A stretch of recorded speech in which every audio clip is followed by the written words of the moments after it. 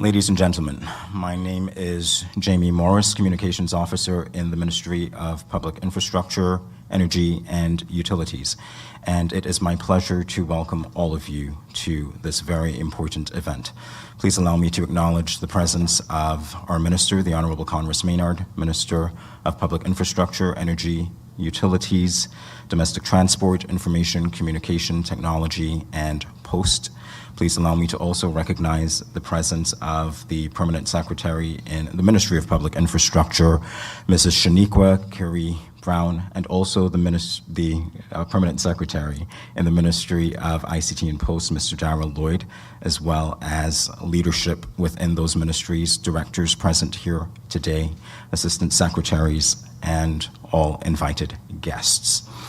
We are here today to celebrate what God has been able to give us. If I were to follow through on what the prayer said before me, it is a very humbling experience to know that God has enabled us to do all the great things that we have been able to accomplish. And we stand here today proud to tell the public exactly what it is that we have to do, but also to engage with you, members of the press, to ask us questions, to ensure that we indeed express to you the significance of everything that we've been doing in the ministries. So with that said, brevity being the watchword, I now invite the Honorable Minister Konris Maynard to bring his opening remarks. Minister Maynard, please.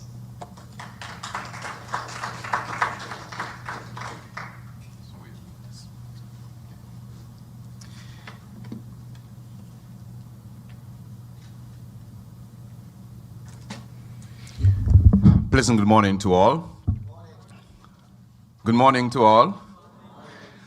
Allow me to recognize, of course, the Permanent Secretary in the Ministry, the new Permanent Secretary in the Ministry of Information, Communication, Technology, and Post, no stranger to any of us, Mr. Darrell Lloyd, and I want to thank him for taking up this new challenge in ICT, and I'm excited to continue to work with you in this ministry. Also allow me to acknowledge the presence of the acting Permanent Secretary in the Ministry of Public Infrastructure, Energy, Utilities, and Domestic Transport, Mrs. Shaniqua Carey Brown. Allow me to acknowledge the Assistant Secretary in the Ministry of Public Infrastructure et al., Miss Tiffany Hodge. We have also with us directors of Public Works Department,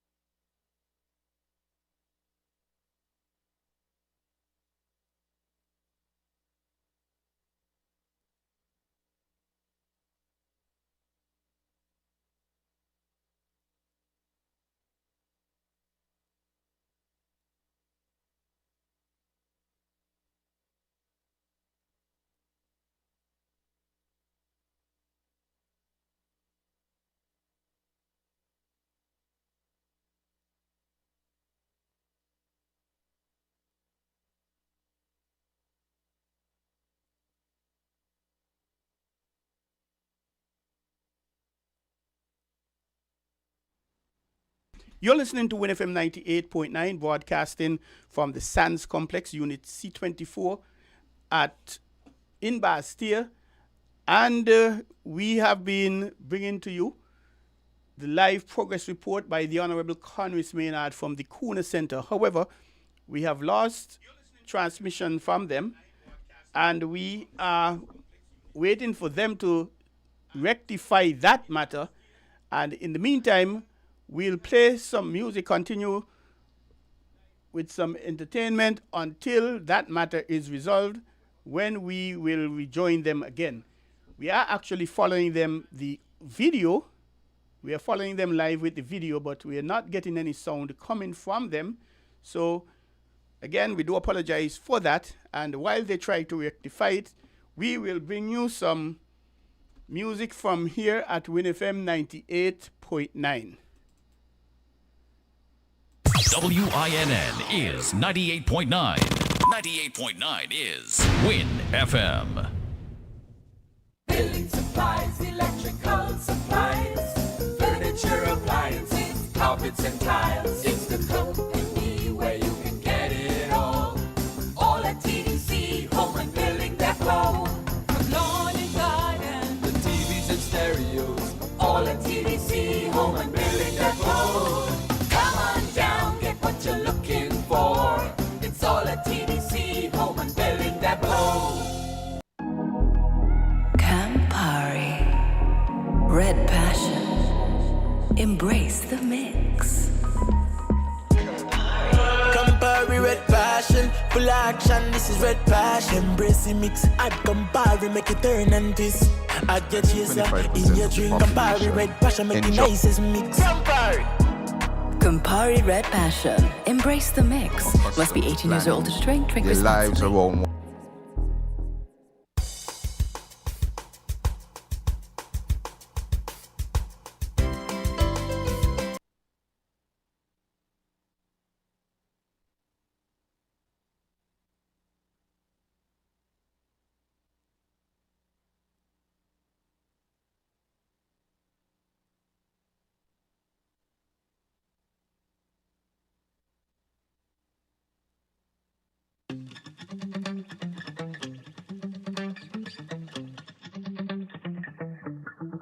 Spent 24 hours, I need more hours with you.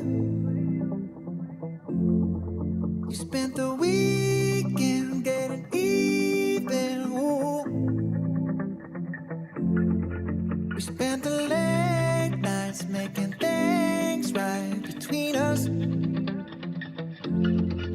But now it's all good, babe. Roll that back.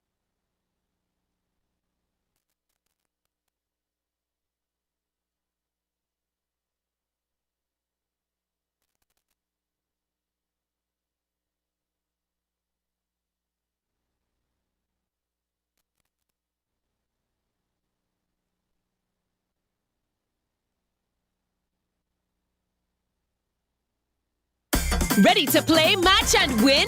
With Caribbean Numbers, you can turn your favorite numbers into big cash prizes up to $20,000. For as low as $1, pick your numbers, play your way. Play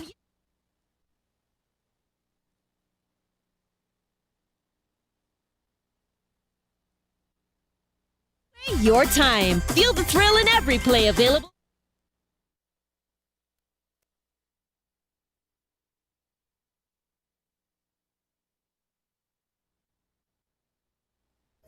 Furniture, appliances, carpets and tiles. It's the company where you can get it all. All at TDC, home and building depot. From lawn and garden, the TVs and stereos. All at TDC, home and building depot. Come on down, get what you're looking for. It's all at TDC, home and building depot. This summer, the Caribbean's premier music experience returns. Welcome to the 28th edition of the St. Kitts Music Festival, featuring the incredible Kilani, Fantasia, Beres Hammond, Luciano, Soca King Marshall Montano, Soca Sensation Voice, and Vaughn. Dance dancehall giant Movado, Idonia, and the new wave, Valiant. Also featuring Massacre, Cranium, Taurus Riley, Steel Pulse, Dean Fraser and the Black Soil Band, Sanil Mir, Diani, Rodney Tatat, and Zoo, the legendary. To have areas that we can dam. Recently, I was in a place which is just complete desert. Complete desert. And obviously, one of the solutions would have to be desalinated water, because that allows us to have a source. I will also deviate here to say, at this point before I move on, that there has been this argument, and I have to repeat it every time I speak, and I am going to go over my time because I'm going to insert this here. But I keep hearing the concern among our residents that we need to build more storage. We need to have more storage tanks, because if you had more storage tanks, then you would have water. Well, I give you a challenge. Put a big storage tank right now on your roof in the next week and tell me how much water you catch. Our issue is not storage. Our issue is source. And how do I prove this? Let us say that the government took $200 million, which it doesn't have, and built 20 million gallons worth of storage. And let us say we had a magic wand that we can do it instantly, snap our fingers, and get, let's say, 21 million gallons worth of storage. And we were able also to find all the money to direct the water that comes down in the drain or the guts from a flood to these 21 million gallon storage tanks. So let's say, let's go back to February or January or December of past, when we had those big downpours and people were saying, you see there, they need to be building more storage tanks. Right now, St. Kitts has approximately 8 million gallons worth of storage, thereabout. We need about 7 million gallons of water per day. So let's say we had that hundreds of millions of dollars to build 21 million gallons of storage and direct all the gut water to that tank or those tanks, 21 million gallons. How many days of water would we have? 3. 21 million gallons worth of storage. Something we will not get to because the industry standard is you need to have maybe 2 days or even 3 days worth of supply. But if we were to build 21 million gallons of storage and we filled it in December and February and March from the water that we had, the excess, the guts running, it would last us 3 days. So the question I asked then was, when we get into the dry season and we don't have rain for a week or 2 weeks, and the guts, when last the guts run? When last the guts run? Months since the guts run. That 200, 300 million gallon worth of storage would mean nothing to us. Absolutely nothing. Our issue is not storage. Our issue is source. Because let's look at the other extreme. If I were to take away all of the storage facilities in St. Kitts, mash them up, but I was supposed to put a big river in the middle of St. Kitts and Nevis and just connect the pipes to that river, everybody would have water every single day, because it is an infinite source. So our issue is source. How do we develop source? International practices that you just need about 2 to maybe 3 days worth of storage based on your demand when everything is working right. So I want to stress this point. And those listening on radio, those who keep challenging and saying we need to build more storage, that is not a wise investment at this time. Because even if we were to get millions of gallons of source right now, the fact that we do not have storage will not negate our ability to distribute that water. If the pipes could run every day from the guts, that's excellent. If we could find an area in St. Kitts that we can dam, that's excellent. How do we find a reliable source? One way is desalination. Because right now, we took $50 million instead and built a 2 million gallon plant with backup energy. And so throughout this dry season, while our tanks will provide nothing for us, the desalination plant is providing 2 million gallons per day, every single day. Dry, rain, sun, flood, every single day. That is developing source. The other thing that I want to stress upon is utilizing our own natural resources. And that's the next point I'm going to make. Where, even in this dry season, our Bastia Valley Aquifer is still providing water for us. Why? Because underneath our feet is a humongous reservoir. And imagine in the last 3 months, we had 2 months, we barely had any rain. But that could still produce about 2 million gallons per day. That's 60 million gallons a month. That's 120 million gallons in 2 months and no rainfall. That is source. But obviously, that can't go on forever because that source came from the accumulation of water over many, many years that is under our feet. So please allow me the time to have deviated here, but this is a very important point. Our issue is not storage. Our issue is source. Now, we are not standing still. So we are actively drilling for additional groundwater resources on the western side of the island, because many would say, well, Bastia is getting supply, you're going to be doing interconnection. St. Peter's is going through a little challenge right now because they rely partly on, well, wholly on groundwater and surface water. But they're going to have an interconnection. Now, what about the western side of the island? So we're presently drilling on the western side of our island. And that program has started in Sadlers, or continues in Sadlers, and then will continue to St. Paul's and Sandy Point. We are also presently in the midst of procuring a treatment facility for some wells that we have identified that the mineral content is too high to make the water potable. We are also looking at developing a critical trunk main that is a large water pipe system that can transfer water from one end of Bastia to the next end of Bastia so that we can deviate and redirect some of the desalinated water that we have to other areas.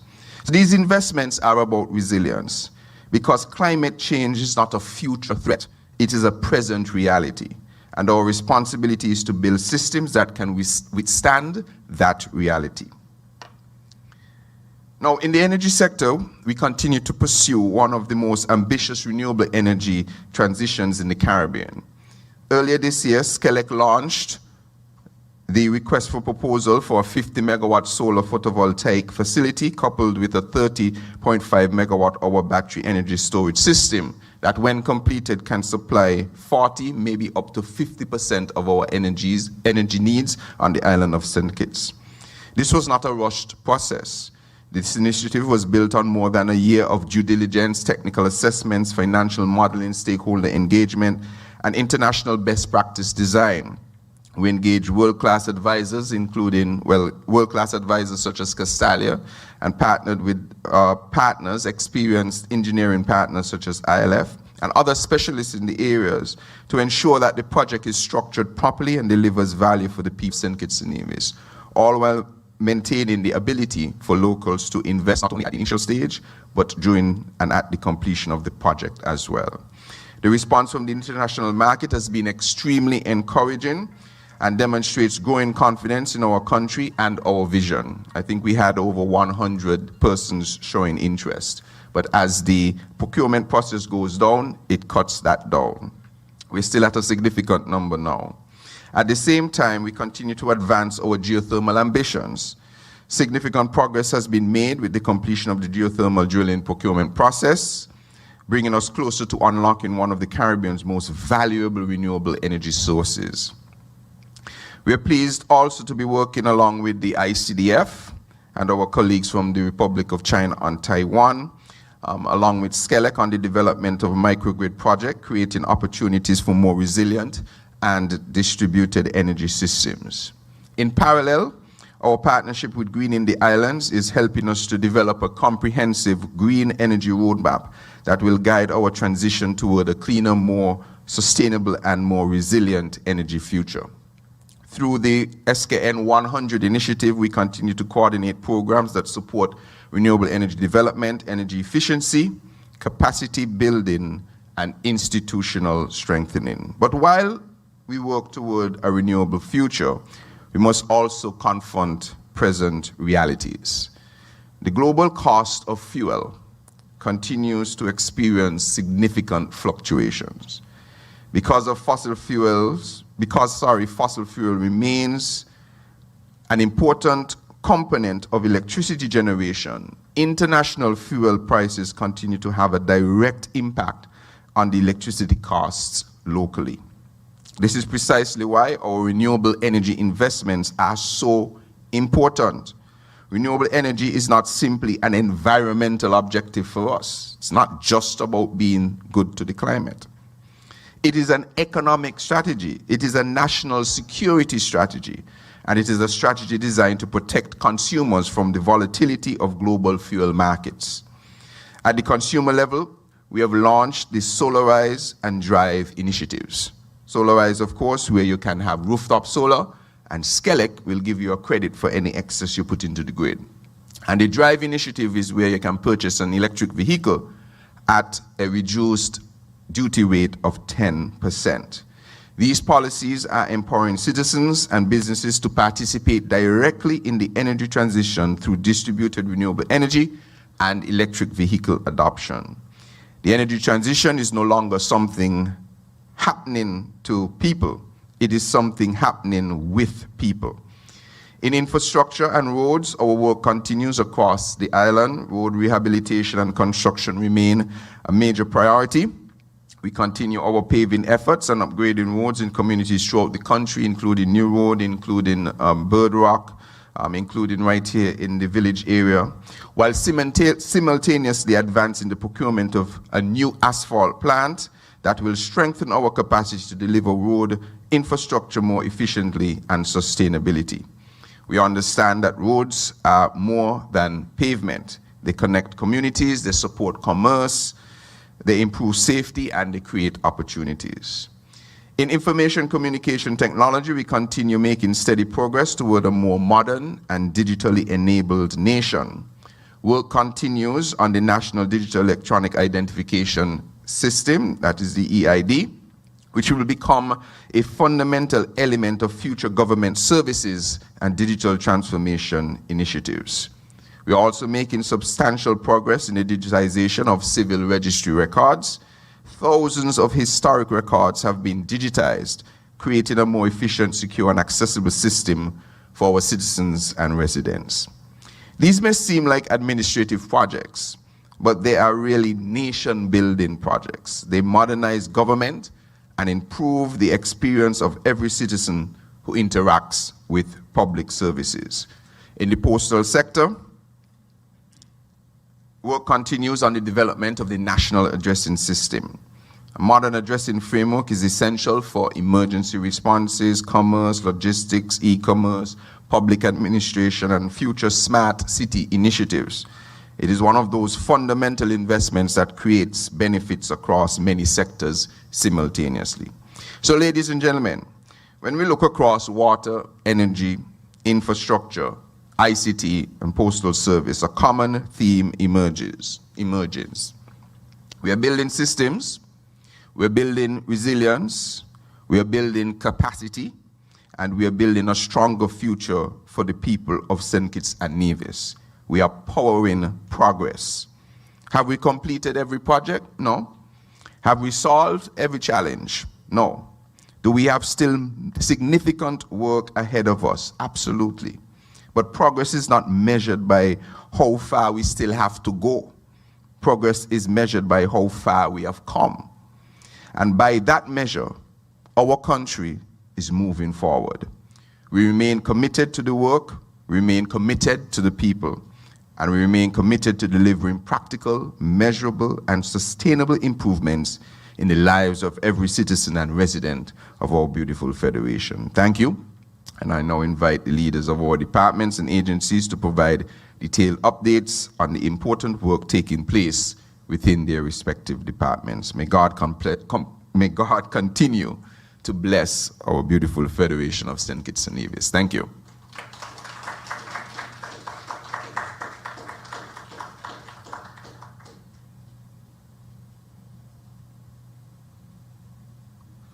Thank you, Minister Maynard. We'll continue with the presentations briefly.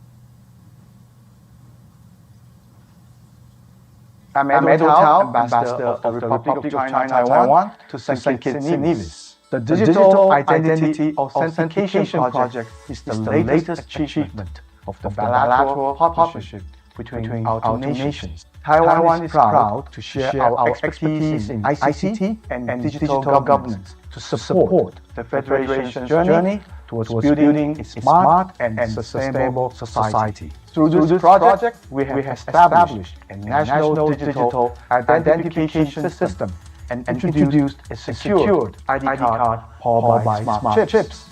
This is not just a card, it's about enabling citizens to access government services seamlessly, bringing efficiency to daily life. Since 2023, we have moved steadily from system design to integration with the civil registration system. Very soon, all citizens of the Federation will receive the new smart ID card, which are made in Taiwan and calibrated right here in St. Kitts and Nevis. This achievement is more than a technological upgrade. It is a symbol of the friendship between Taiwan and St. Kitts and Nevis. Together, we are empowering people and securing the digital future of the Federation. I'm Ed Tao, Ambassador of the Republic of China, Taiwan.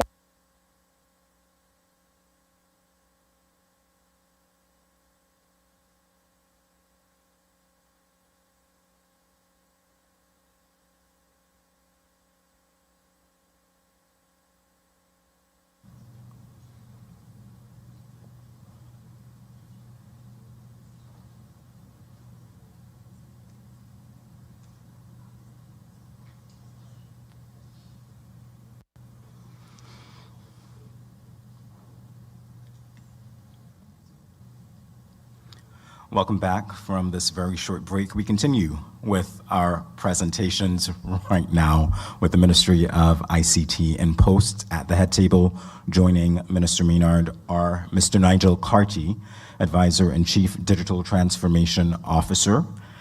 We also have Ms. Sandra Davron, Project Manager at the General Post Office, Advisor as well, and Mr. Josiah Burkett, Geographical Information Systems Officer with the Department of Physical Planning. Mr. Carty. Thank you so very much, Mr. Morris. Good day. Mr. Carty.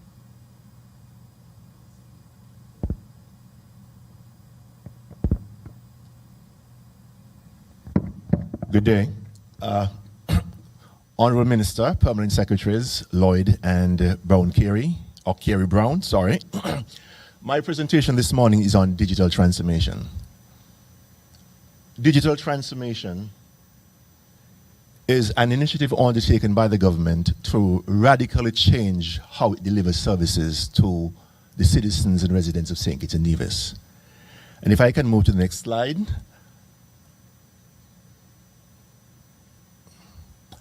As you can see on the slide, digital transformation is about advancing governance and service delivery through the implementation of digital systems across the government. This is an initiative that is being undertaken by the government of St. Kitts and Nevis under the leadership of Minister Maynard.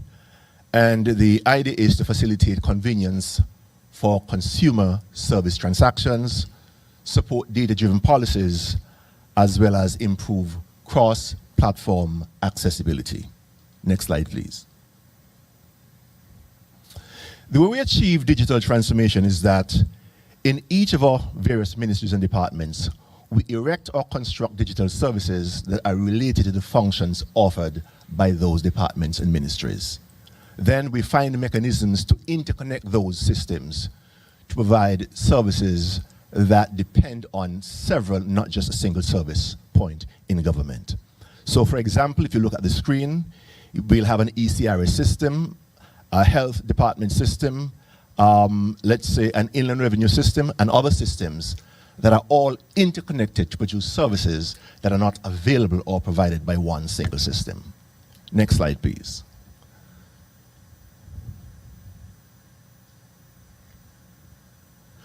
So today I want to talk about two critical foundational projects that are being undertaken by the Ministry of ICT. One of them is the ECRS, the Electronic Civil Registry System, and the other is the EID, or the Electronic Digital Identification System. Next slide, please. And just to give you an intro on these, this is how the system is intended to work. We will have an ECRS system which provides information on births, deaths, marriages, adoptions, etc. We will also have another system that we are calling ECRIS that will actually be a reservoir of data that comes from the Ministry of National Security on information on residences and citizenships. Because as you would imagine, or as you would know, we have citizens of St. Kitts and Nevis that are citizens not through natural birth, but through other means, by investment, naturalization, descent, and so forth. So all of that information is critical in providing or creating an ID system that we want to create. Next slide, please. So I think the storyline in relation to the civil registry modernization is not that we're doing it, because I think you have known that for quite some time. The storyline is the significant progress we have made over the last several months, bringing us to a point where in the very near future, this system will be ready to be launched to provide services to the people of St. Kitts and Nevis. The work that is being done at the Civil Registry really entails the scanning, the digitization of the data, and making sure that we clean the data for accuracy and for all those things, so that when we now begin to rely on that data to construct identity systems, for example, if you're extracting a passport and you want a birth certificate, in the future we want that to not just be limited to you walking into an office and asking for your record. We want that to be done online as well. So it is critically important that we do that. But one other critical reason why this is being done is that it is digitizing the data and therefore helping to secure the data over the long term. We have records there which have been there for the last 150 years, going back to as far as the 1850s, just after the abolition of slavery. And so it is important that we now find a means and mechanism to digitize those records to help to secure and preserve them. But also they feed critically into the EID system that we're developing. On the next slide,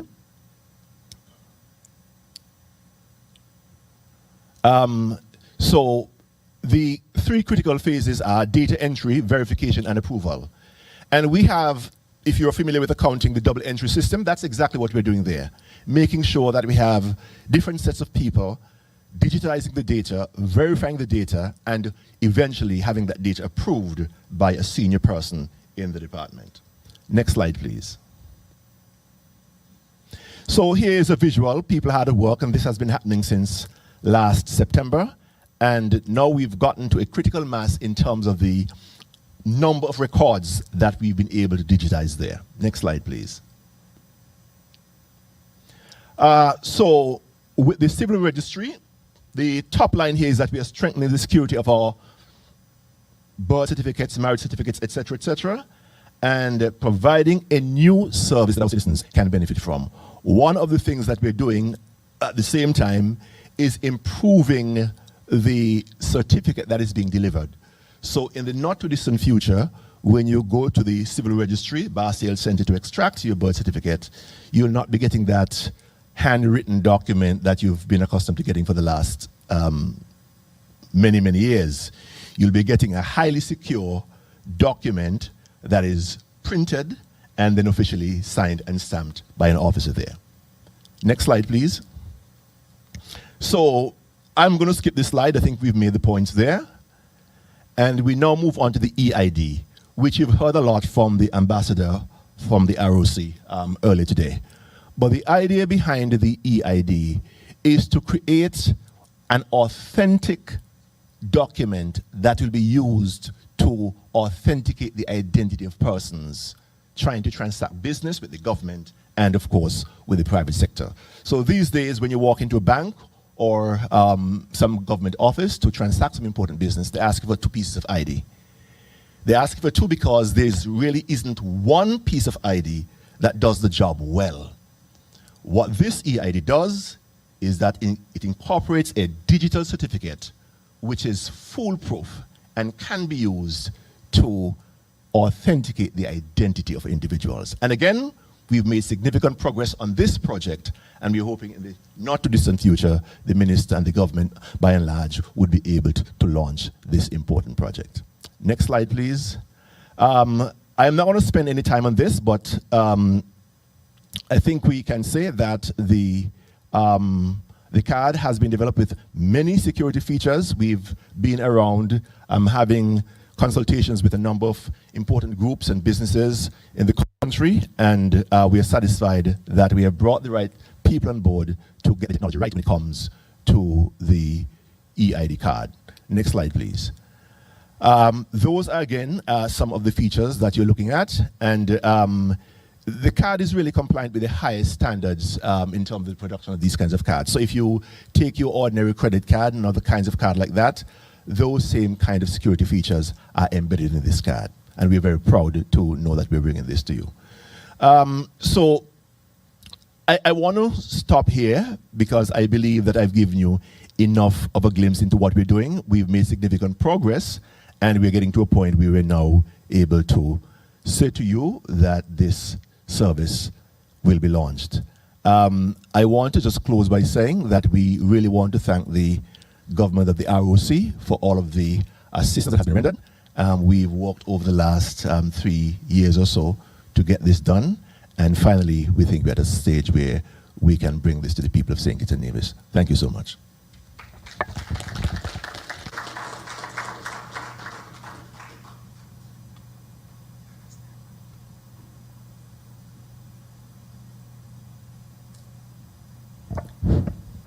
Good morning, everyone. As the postal advisor, my duty this morning is to bring you up to speed or to let you know what is happening with the capital project that is called the National Addressing System. This project, I would say, is a great system to have, as it would facilitate social and economic development. It will also facilitate the provision of a proper addressing system. And I say proper because the current addressing system that we have needs upgrading. The government has embarked on a housing revolution, and so persons in these new community and housing developments would have to have addresses, and we know that there are many streets in St. Kitts that are unnamed, and this project is mainly to name those streets to ensure that each person has an address, and of course housing lots and everything that there is an address attached to them. Because really an address is an official identification that links one to a physical location. And this national addressing system is going to do just that. The national addressing system will also update the current postcode system, and it will allow us to have a postcode that brings us in alignment with national or international addressing standards. The system will also facilitate the efficient distribution of mail packages, thereby reducing delays, and it allows for items also to reach their destination faster. We all know that e-commerce is taking the world by storm, and one of the first things that persons want to know when they get involved in e-commerce is, how will I get my package delivered to me? And so this system will do just that. More importantly, though, NAS will immensely diminish some of the problems facing our national emergency responders, like the fire services and emergency services ambulance. It will allow for the ability to quickly locate addresses in times of crisis as well. Because I am sure that if we think about it carefully, maybe a 2 to 5 minute delay in the ambulance services in trying to find or locate somebody could very well result in the loss of a life, and we would not want that. Then, specifically though, to these postal services, we have a standardized addressing system that will assist the postal services in St. Kitts and Nevis, not just St. Kitts, in creating increased efficiency in mail handling services and capacity.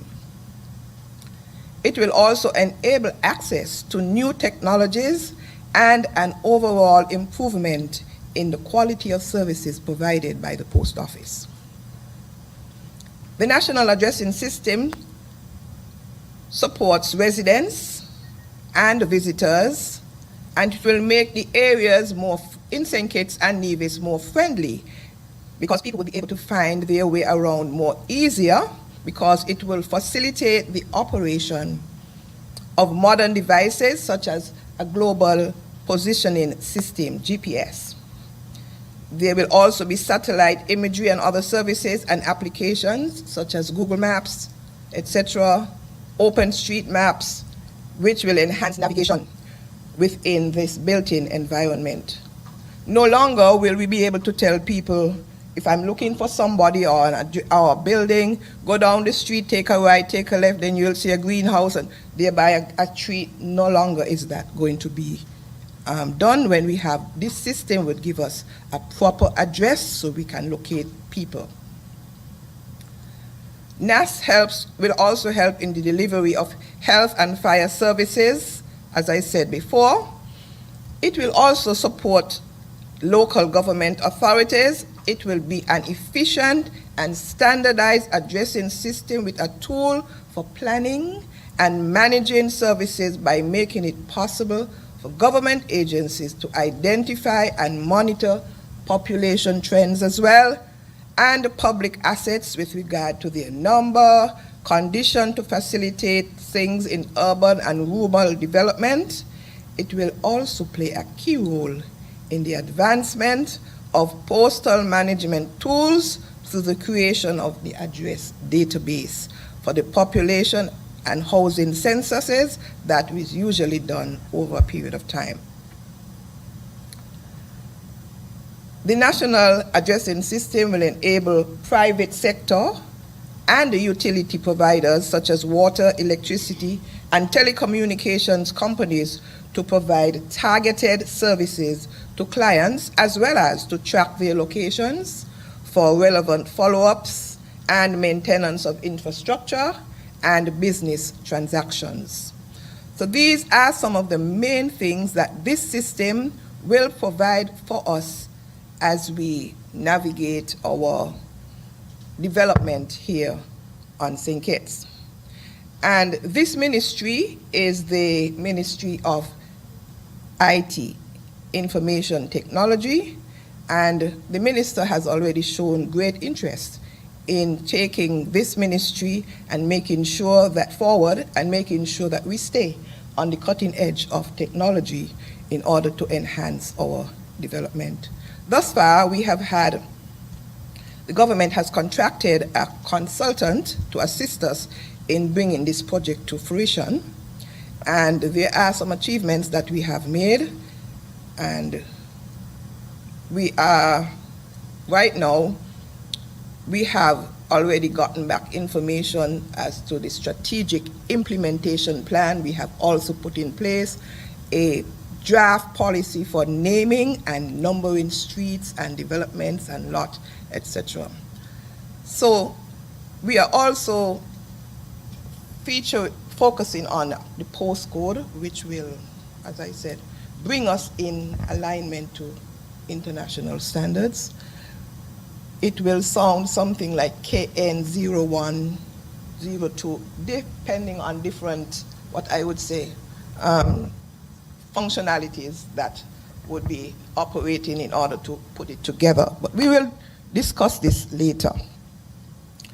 I think that I will stop here for now and allow Mr. Burkett to give you some indication as to some of the technical developments that have been done. Good morning. Thank you, Ms. Davrin. Again, morning, Honorable Minister, and senior members of government, the permanent secretaries, etc., members of the press, public and private sector. To give an update exactly what was achieved, as Ms. Davrin highlighted, last year we successfully completed phase 1 of the National Addressing System project.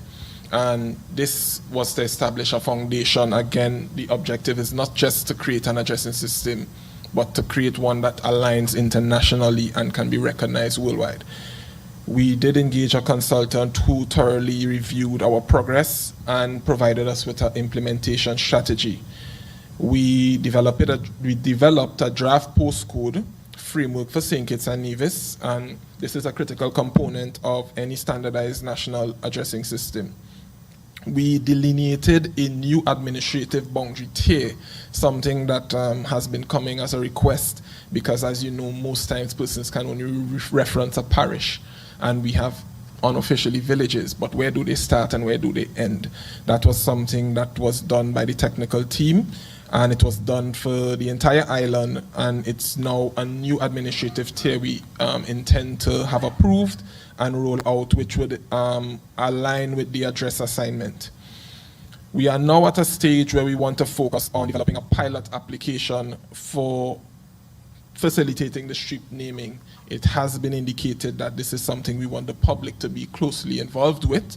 We have developed that application and are working through it, but what we want to do is allow persons to name the unnamed streets in their community, and then we would look at a voting system and approving and validating those names. And as Ms. Davrin highlighted, we also have the rules and guidelines as to how those names should be done. We are aware of community groups across the island who have already embarked on this, and we are here to support. We have indicated publicly in our past press conferences to reach out to the post office, and we will guide you accordingly. On the GIS side, which I represent, with the support of the Minister and Cabinet members, we were able to procure an enterprise software. And this will serve as a central platform for housing our national addressing database, connecting all relevant government stakeholders on a single integrated system. And again, this is aligned with what was presented previously. So we have secured funding, grant funding for updated satellite imagery and LiDAR flyover for St. Kitts and Nevis. This will ensure that our data reflects the most current and accurate picture of our built environment. And we are now actively preparing to execute a pilot project which will bring these elements together and in a real-world demonstration of what the full addressing system would look like in practice. So we've made significant progress. This is not an easy task to develop an addressing system. It's not something you just do every day. We've been very meticulous about it and try to move at speed with the encouragement of the Minister, hence why we engaged a consultant, hence why we've been collaborating with many different departments. And at this stage, once we select the areas of interest for the pilot, we will be able to deliver to the public and to the decision makers what this system looks like, pilot it, test it out, see, most importantly, emergency service response. It is hoped, because we know St. Kitts is very unique in how its geography and how its settlements look, that there are sometimes multiple buildings on one lot, etc. So again, it's not a simple task, because it's just assigning addresses. And again, we want it to be that even if you don't have a cell phone in your hand, you can stand on a street and look in any direction and be able to identify which side is odd even, which is the direction you need to head to find a specific address, again, even in emergency response cases. The most important milestone, I think, in this project right now is getting the street's name. We've heard these complaints coming from many different departments and ministries trying to reference a location and can't really give an example as to which street it's happening, the incident, etc. So we really hope to work with the public and the different departments on that specific task and milestone, and that will again facilitate that standardized framework for navigation and service delivery. I'll stop here now, again, for any questions and for the discussion. Thank you.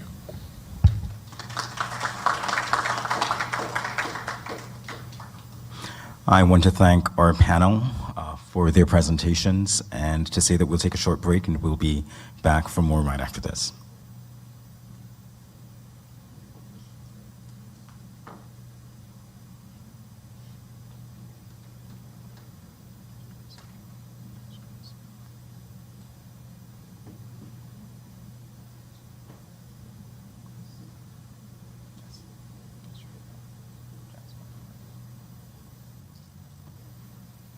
Today, we celebrate what happens when public and private partners unite for the good of our federation.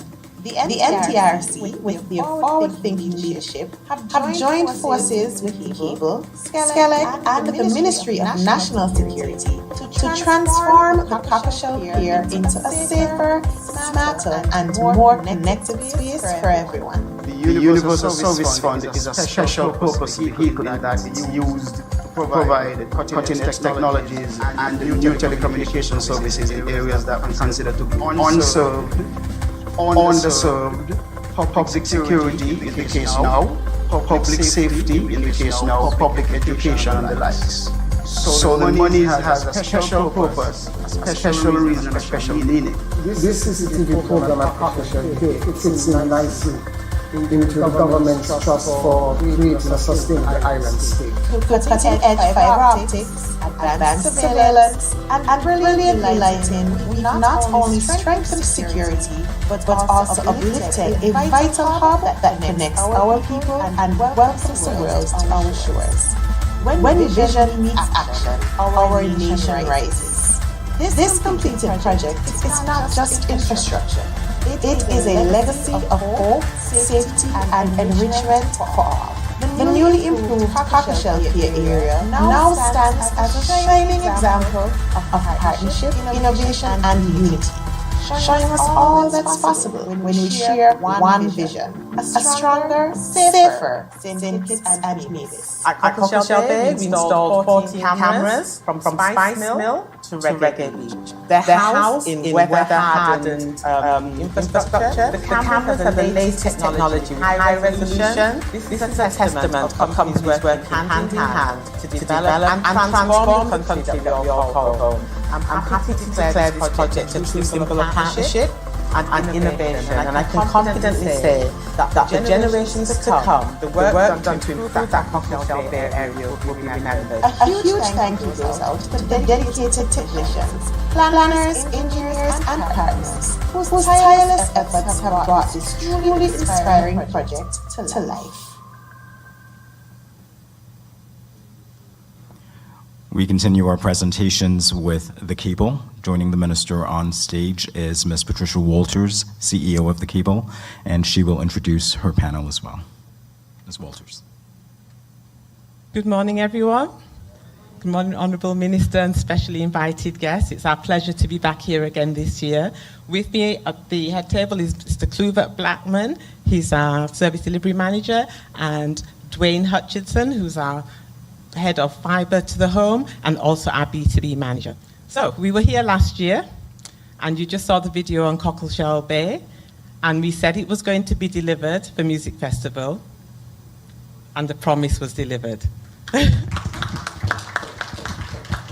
I'm going to take up something that the PS said earlier. He said, we're about transforming the landscape. And I just wanted to remind people. Minister, can you just hold that for me 1 minute? Okay, do you remember coming off the water taxi, turning on your flashlight to make sure you didn't fall in the pit holes down there as you navigated the sand? Well, that's gone now. We have excellent lighting. Thank you, SCELEC, Public Works, NTRC, Ministry of National Security. So we now have cameras,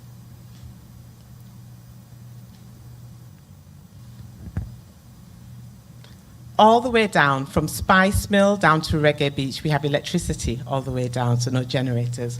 We have cameras that are triple redundant. So we have power, we have batteries, and we have solar.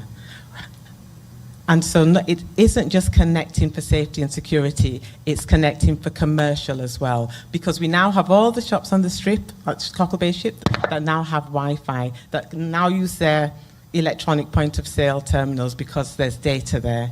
And so it really is connecting for everybody. And when we talk about connection and safety and security, I would now like to pass to Clubert. And so that connectivity has been extended not just across the Cockleshell Beach, but it's been extended throughout the whole island of St. Kitts. So from Keys in the north to West Farm in the south, going right around to Keon and Sandy Point, everything is now connected or will be connected via fiber when the project is completed. So that resiliency that the CEO spoke about is now being extended throughout the island of St. Kitts.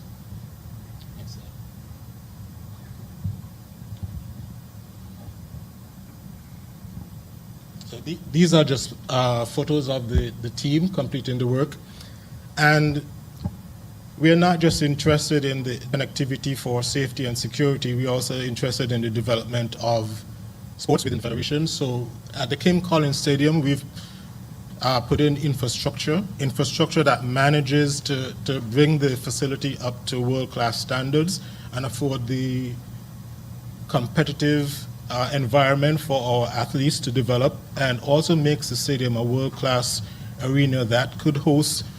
We could look at things like sports tourism, for example, where persons can come in. We've had the Carifta Games, things like that, where they can come in and to future-proof, future-ready services at the Kim Collins Stadium. And we know Safe Harbor. Some of you may have heard about it. Safe Harbor is one of the primary, if not one of the best, marina management corporations within the world. They're globally known.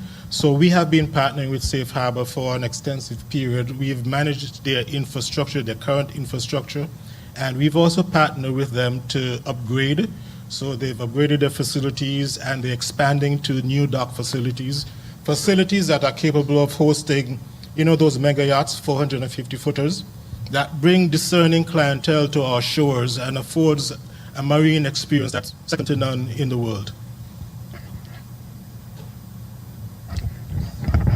Hi, morning everyone, and I'll take the baton from Mr. Blackman. Continuing with connectivity, as you see there, the New Horizon Rehabilitation Center, even though they're in rehab, we've taken the opportunity to extend and offer high-speed data to those students. So even though they are rehab, they're not left out. We don't leave any stones unturned. We take care of everyone. That extends to the White Gate project down at Brotherson's Estate, where we recently made some connections there. So for those lots that are not connected yet, and for the new clients that will be living there shortly, everyone will be connected with high-speed data. And many of you have seen our work throughout the years. We know at times it's become challenging. We know many questions have been asked, but we're still continuing it with the underground fiber connection throughout the island. Yes, it's important because we are when it comes to the hurricane season, we know what we're up against, so it's important for us to put that underground. We're not just thinking now, we're thinking for the future. We don't want it to be a case where when we do get an actual hurricane that we're in a predicament that we have to worry. We want to rid our customers of that entirely. And just before I move on to the next thing, I just wanted to add on to this. When we just heard about the addressing system, we just heard about all the work that's being done to identify plots everywhere on the island. We are working alongside to make sure that as we roll fiber out, it's not just to areas that have houses on them. Every single plot has been mapped, and the addressing system will align with the addressing system from the post office, so that whether you have land and you haven't built on it yet, by the time you're ready for services, fiber's already there. High-speed fiber's already there.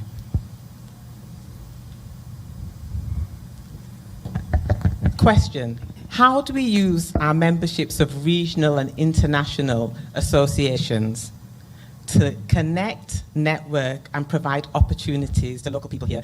I'm sure almost everybody here is a member of some association, regionally or internationally. And how do we use that to network and showcase what we have here? Well, last month, the Cable lobbied to bring CCTA, which is the Caribbean Cable Telecommunications Association, here to St. Kitts. And with it, we brought industry leaders in the Federation, industry leaders on telecoms, streaming, media, and AI. And how did we connect people? Well, it was the first time ever that we had a Rising Stars program. What is that? Rising Stars is local content creators, producers, actors, actresses, streamers. How can we get them commercially viable? Because a lot of people are doing stuff in the Caribbean and in St. Kitts, and they're not really making any money from it. And so we had the 40 Rising Stars program, where we brought people from Tyler Perry Studios, BET, A&E Networks, Disney, HBO, all those networks that could actually give them an opportunity. And I just wanted to show this video because 12-year-old Corinne Clark came as a rising star. She was on the stage with Marshall Montana in Trinidad recently. She's published some books. And there's a saying that says, when preparation meets opportunity, that's how you should, that brings success, when preparation meets opportunity. And she stood up and asked a question, brave enough to stand up and ask a question, 12 years old. And one of the people on the panel who actually worked at Tyler Perry Studios said, have you got anything that you can show us of what you've produced? And she ran up to the stage with her bag with about 4 books in, kiddies' books that she had done, when preparation meets opportunity. And that person said, I'm going to produce these for you. I'm going to use the studios, the American Studios, Tyler Perry Studios, to produce these to you. Do you think that's amazing?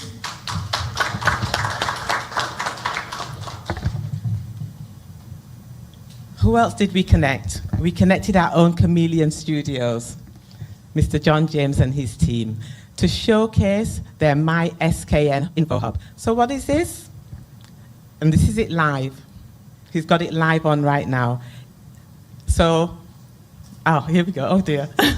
It's live. So it has advertising, it has notices in national emergencies. This will stream across. It's live on the TV now, and it's available. And he has now got interest from regional bodies who want to customize this for them. Can you imagine this in another island with their advertising, their local channels streaming? I mean, well done. Awesome. We were able to showcase that, and we were able to also showcase Andre Huey's channel 40. And he has got an outlet in St. Martin. So how do you use your membership to showcase and connect people here? These are just a couple of the examples. And also there was fiber optic training. I'm going to pass over to Dwayne.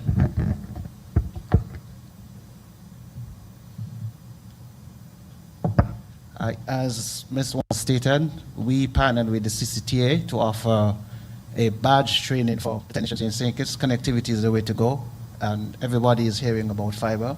And even though at times we are competitors, we also collab with our competitors for the better of the nation. We paid up with the CCTA to offer a badge training for certification for the fiber optic technicians. We offered that service, extended it to St. Martin, St. Eustacia, and the BVI.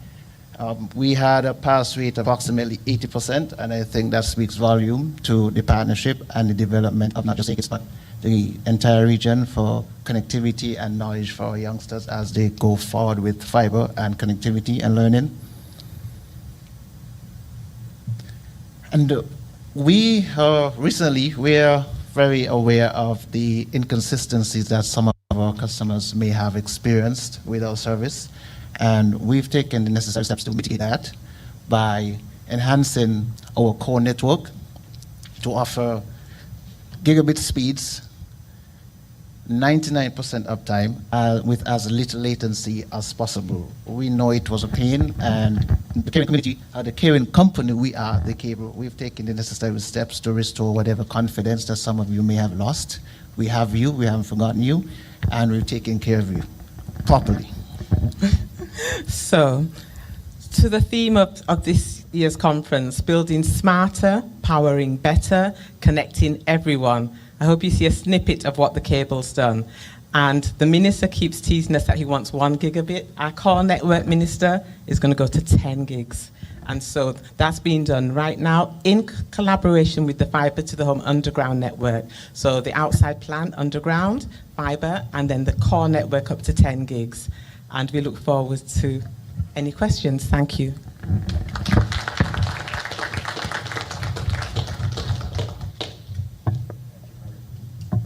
Thank you very much, Ms. Walters, and your team at the cable. We'll be back momentarily. Stay tuned.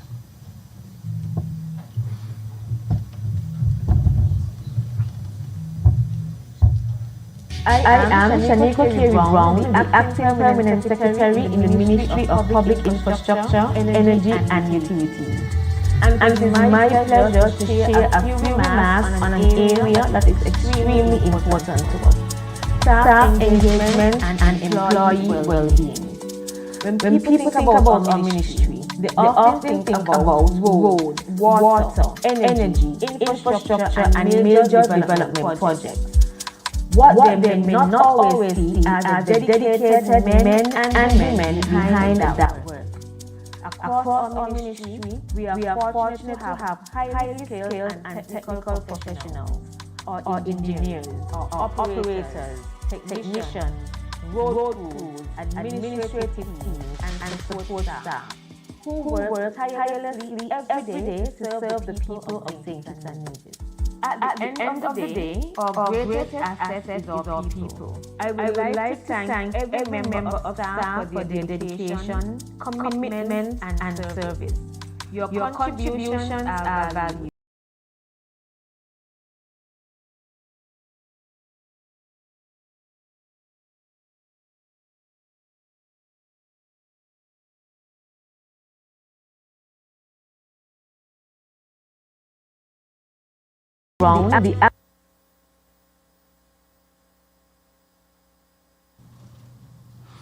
Welcome back. We continue with presentations from the Energy Unit.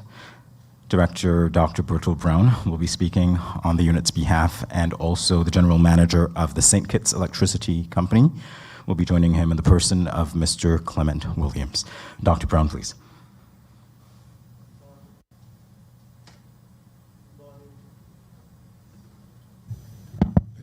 Yes, good morning to everyone. About 1 year ago we were here, we updated you on what is happening, what the Energy Unit is doing with respect to the energy in St. Kitts and Nevis. Since then, we have continued working diligently and trying to provide the citizens of St. Kitts and Nevis with reliable, affordable, and clean energy. We have had some achievements in that time, in the past year. First, I would like to speak about the solar integration for sustainable energy, or Solarize, that was launched just over a month ago. And that would allow residents to install solar panels on their premises. They self-consume what they need, and if they produce any excess, they sell it back to Skelec at 11 cents per kilowatt hour. That's the incentive that was involved. Also, there was regulations that provided the procedures, how they go about applying for the program, and also standards that they must meet in order to connect to the grid safely. So that program is now ongoing, and it was launched, as I said earlier, this year.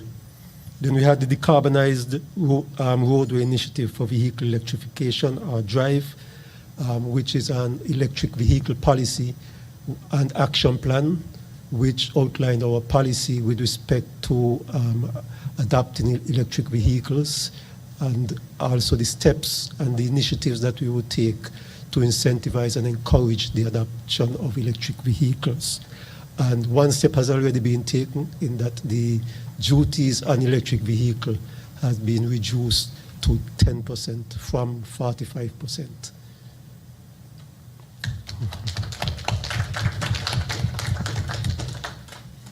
Now, shortly after we met last year, the government signed an agreement with the World Bank and the Eastern Caribbean Central Bank for a project which is known as the Regional Renewable Energy Infrastructure Fund. And the main aim of that fund is to de-risk large, not just large, but solar renewable energy project. If an investor comes to invest in, say, a solar farm, one of his main concerns would be how certain is he to make back his investment, to make a profit on his investment.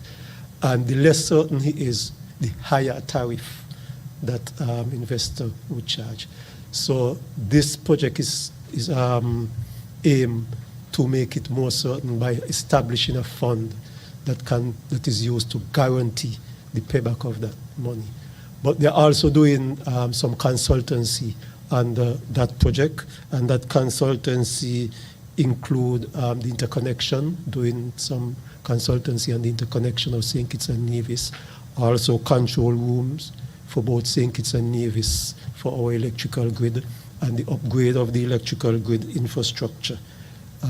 Also an environmental and social impact assessment for the interconnection would also be done. So over the past years, we have managed to procure a coordinator, a local coordinator for the project. He came on last week. We had our first meeting yesterday. And the next step is to procure the consultant to actually carry out the relevant studies for that project. We've been working on other projects. One is the 100% roadmap. It's a company by the name of Green in the Island that will be undertaking a consultancy to develop a roadmap for us to move to 100% renewable energy. The project is funded by the European Union, and it is facilitated by the United Nations Development Program. We had a launch, I think it's 2 weeks ago, at the Marriott, and so now we are in the data collection phase of that project. We continue to support the geothermal project on Nevis, the energy unit, facilitate it in whatever way we could. As you would be aware, it is now a federal project. And so even though at the present, most of the operation is done in Nevis, we are providing a lot of support here in St. Kitts.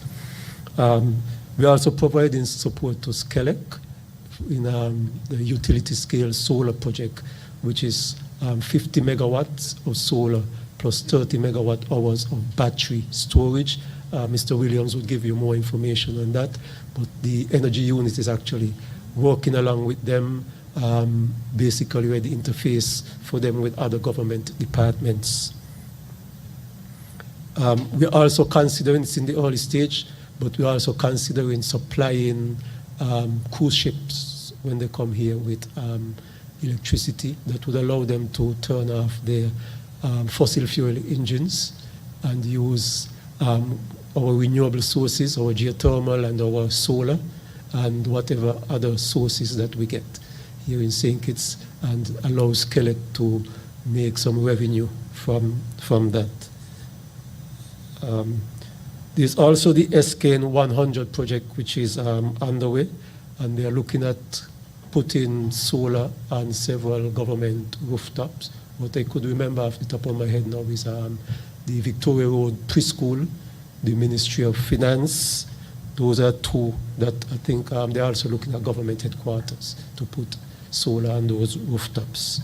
They're also developing a framework for a Federal Energy Commission to regulate the energy use in the Federation, and also to update our energy policy and our Electricity Supply Act.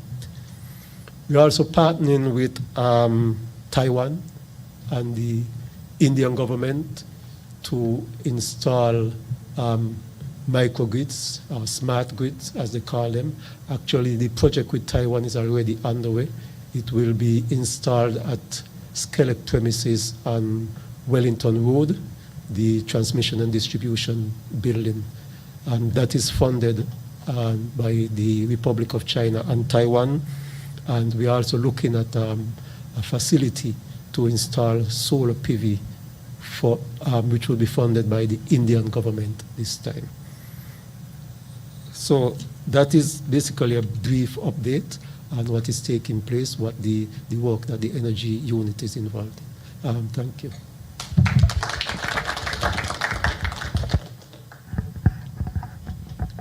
Good morning, everyone.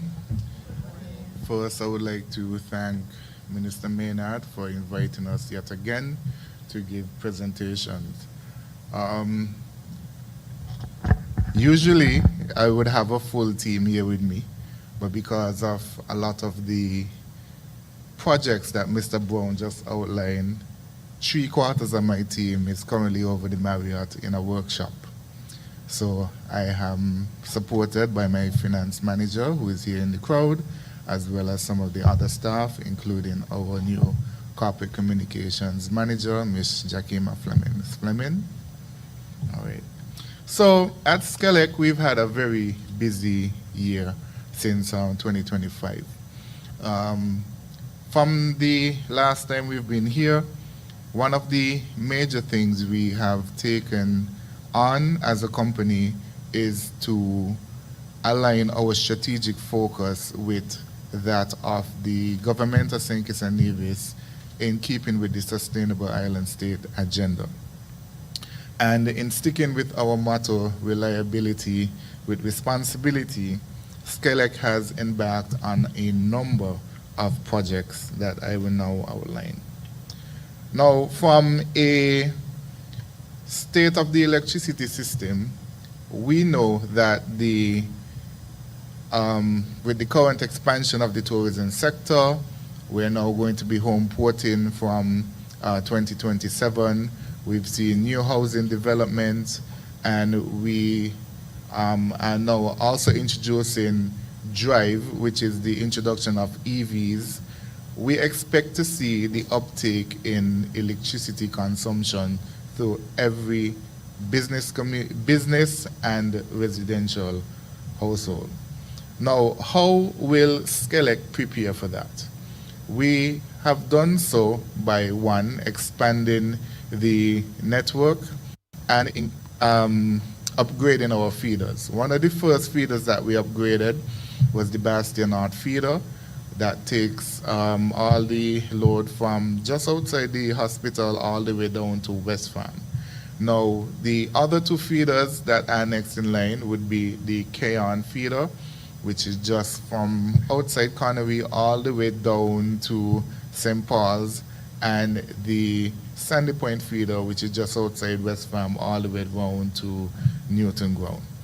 So those feeders are going to get significant upgrades, including some amount of undergrounding. Now, as a company, we have been very proactive in doing so. In past years, we have seen the undergrounding for the Bayford's feeder, and in a section of the Sandy Point feeder connecting the Sandy Point area to the St. Paul's area. All that is underground. What that does is allows for additional redundancy and resilience in switching whenever there is a need to do that. Now, June 1st marked the beginning of the hurricane season, one of the occasions that Skelec is always planning for. We have extended our vegetation management program. We have already embarked on stock replenishment.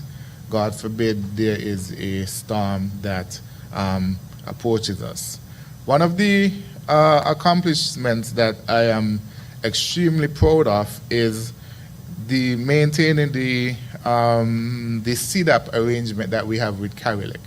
Now, CDAP is where every utility within the region contributes to a fund, so that if there's any storm that affects any one of the neighboring islands, all the utilities send linesmen aboard. So last year when Hurricane Melissa affected Jamaica, SCELEC sent 2 teams of 4 linesmen each over to Jamaica to help in their restoration. And that was funded through the CARILEC CDAP program. Now, I'm proud of this, not only as the general manager of St. Kitts, but also a director on the board of CARILEC. Having a seat at that table ensures not only that SCELEC is always represented, but our interests are also represented as well. Now, from the generation standpoint,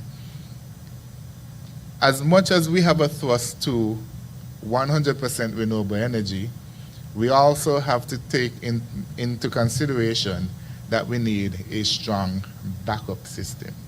So on a day there is no wind, on a day there is no solar, we should have a backup system ready to go.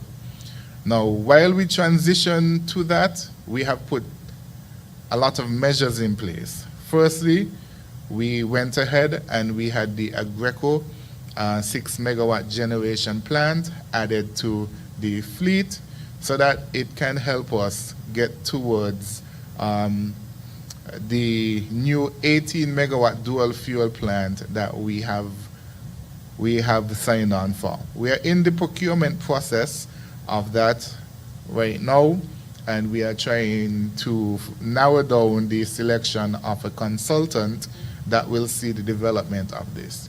Now, the 18 megawatt dual fuel plant would be new generators that can run on diesel or LNG, and those will essentially be backup generators, because as Minister mentioned earlier, we are also embarking on a 50 megawatt solar farm.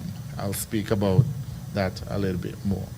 So between the Agreco rental, which is only temporary, once we have the 18 megawatts in place, the rental agreement will be terminated, and we will be running one on the solar farm, the energy generated from the solar farm, and also from the 18 megawatt dual fuel facility. Now, the 15 megawatt solar facility, that's going to be located at the Bastia Valley. Now, we had over 100 persons who applied to build that farm. We're in the process now of narrowing it down, and we are actually having site visits for the consultants next week. So we started out at 100, we're down to about 20 thereabout, and then we will make selections onto who gets the bid. Now, a little bit about the project. It will be 50 megawatt solar, 30 megawatt hours of battery storage. Now, what this does, it will help reduce the import of fossil fuel. We know volatility in the prices of fossil fuel, and it will help lower our emissions. The battery energy storage is going to be a very critical part of it, because it's going to help in stabilizing the grid. One of the important features of the battery is actually grid stabilization, and then it will also be used for backup generation or black start generation as needed. Dr. Brown mentioned some of the other initiatives, such as the SKN 100, which is geared towards energy efficiency, greening the islands. SCELEC also in partnership with the energy unit, trying to develop these initiatives. And one of the key things that I must highlight, when we're adding all this technology and trying to modernize and upgrade, you need a very strong, stable grid, which is why investment into the grid is very important. Investment not only into the infrastructure, but into the personnel that are going to be operating the systems that attach to the grid. And at this point, I would like to say thank you to the Republic of China and Taiwan for partnering with SCELEC on installing the microgrid at the TND building. Now, this is going to be very critical in building capacity in-house so that we can reproduce these skills around the island in different projects. As part of our grid modernization, we also are embarking on a new AMI system. And AMI is smart metering, advanced metering infrastructure. We would have previously had a system in place that we now have to upgrade. Now, in upgrading this system, we have partnered very closely with the NTRC to ensure that everything is within compliance. And one of the key features of the AMI program is going to be real-time monitoring of your network, and we are also going to provide the ability for persons to do prepaid metering. That is, you pay for your service before you get it, similar to topping up your phone. There are going to be the ability to remote read, faster outage detection, because we would be able to get a signal straight from the meter whenever there's an outage in the area, and that should lead to reduced outage duration and better quality of the service. There are also the national renewable programs, Solarize and Drive, that Dr. Brown mentioned. Solarize is where individuals would install solar systems on their residential or commercial properties and be able to sell the excess that they don't use back to the grid at 11 cents per kilowatt hour. And the Drive program is the integration of electric vehicles, and as Dr. Brown mentioned, the tariff for that has been reduced to 10% from 45% that it traditionally is. And the hope there is to have a greater uptake in EVs and reduce our dependency on fossil fuel.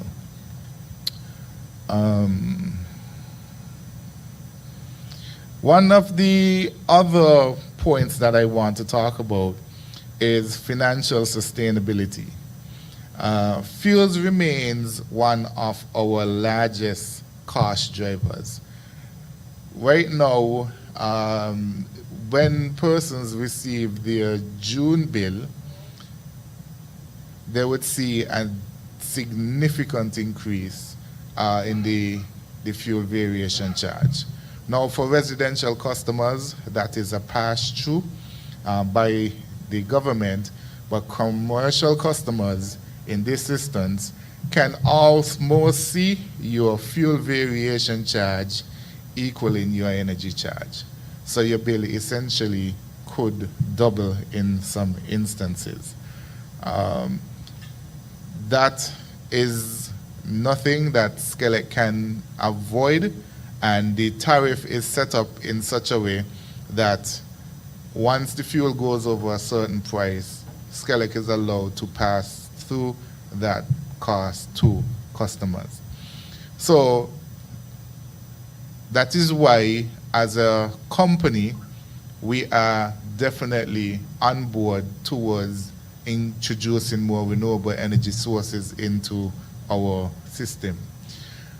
That will help us reduce our reliance on the fossil fuel, which we all can see what the volatility has done to our companies, carrying up prices, not only for the cost of fuel, but in shipping, in the ordering of goods. We see increased prices in those regards as well. So for 2026. That's pretty much all we have. We look forward to a challenging year ahead. When we thought everything else was good, the minister now goes and says he wants to do shore-to-ship power. So now I have to find an extra 5 megawatts or so to supply to the cruise ships. So not only does, what was it? The reward for good work is more work. So thank you, Minister, and we look forward to meeting your demands. Thank you.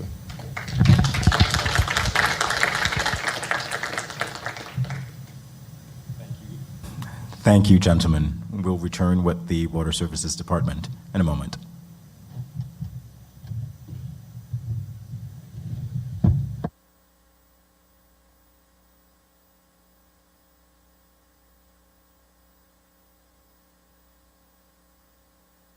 So the administration has undertaken a massive road improvement project. We have done so far 7 major projects around the island, and I wanted to give the folks an update as to what we've been doing, and so just give us a rundown of those projects. Yeah, well, for 2025, we have so far completed 7 major projects, which include Stonefort, Palmetto Point Sunset Reef, Boyd's, Racecourse Newton Ground, Rollins Extension St. Paul's, and White House Garden St. Peter's. Now, where we are right now, which is in Shadwell West and South, this has been the biggest and most major project that we did so far for the year. It is still ongoing because we had made some additions to this project. So in concluding for this project, we are expected that it would take another 6 weeks for this project to be completed. All right, thank you. So, and what has been the experience? I know Roads Department has been very busy with the roads around the island. So we haven't only done these types of roads, which are new concrete roads. We've been doing a lot of resurfacing of roads. We could run down a couple of those that we've done as well. Well, first, let me start by saying that 2025 was somewhat of a test.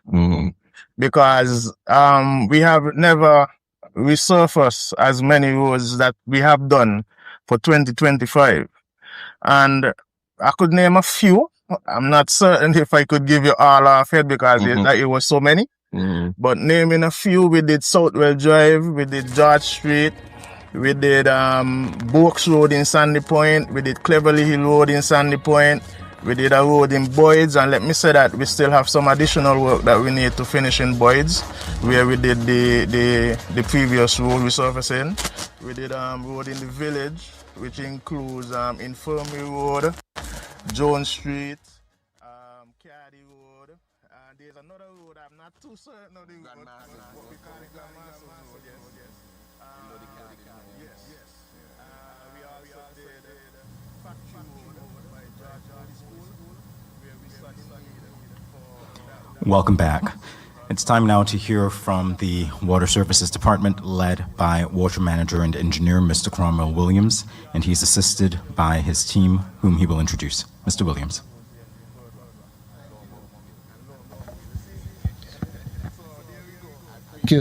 Thank you, Chairman. Good morning to all. Please allow me to adopt the protocol that has been established. Mr. Minister, it is a pleasure to be here this morning to represent the Water Department in this update on our achievements to date. I would like to introduce my colleagues, Mr. Landrith Isaac, our Chief Engineer, and Ms. Deandra John Baptiste, one of our assistant engineers. I would be doing the presentation because the original memo did indicate that there would be basically one presenter. There was a last-minute change apparently in the memo. Notwithstanding, my colleagues are here as a sign of support that we are a team, we work closely as a team, And of course, should there be any follow-up questions, they will be glad to elaborate on their areas of expertise. Yes, we are very cognizant of the time, and so I will jump right into it. Our first major achievement, of course, is the construction of the 2 million gallons per day Bastia desalination plant. That is a game changer. The Bastia desalination plant was commissioned in February 2026. This immediately restored 24/7 service to an additional 20,000 consumers, moving our 24/7 coverage from 25% to about 75% of the population. This includes all areas of Bastia, Frigate Bay, and the Southeast Peninsula. Now, it is important to clarify that even though we have adequate supplies now to support 24/7 service in these areas, service will still be interrupted intermittently to facilitate scheduled and emergency maintenance. I must commend the government on this strategic and timely construction of the Bastia desalination plant at a cost of over 50 million EC dollars. It is unfortunate, though, that some still have doubts whether this was absolutely necessary. And here I must say, Mr. Minister, you have already presented my speech, but for reinforcement, well, just look around. Just look around and you will see how brown the landscape is. And you will know that this Bastia desalination plant was not constructed one day too soon. As of May, we have received 8 inches of rain only as measured at the RLB International Airport, which is approximately 44% of what was received for the same period last year. Those who insist that the solution is simply to build bigger tanks, I ask you, where is the rainfall to fill these tanks? It is because of the prudence of the government to invest in climate resilient sources such as the drilling of new wells and desalination why we can face this drought without panicking. However, we still strongly encourage all water consumers to conserve, use as little water as possible, because desalination is not cheap. It uses a lot of electricity and is therefore costly to produce. It costs the government about $30 EC to produce 1 million gallons of desalinated water. 1,000, gallons of desalinated water. The government cannot continue to sell you that same 1,000 gallons that it costs $30 to produce at $7.20.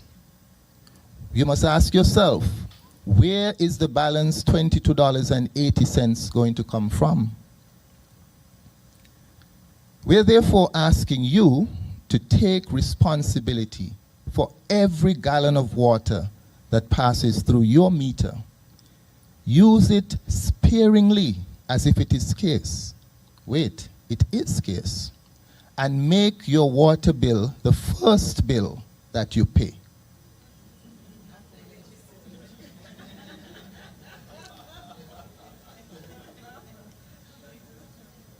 The second initiative I wish to highlight is the upgrade of water supply to the St. Peter's area. And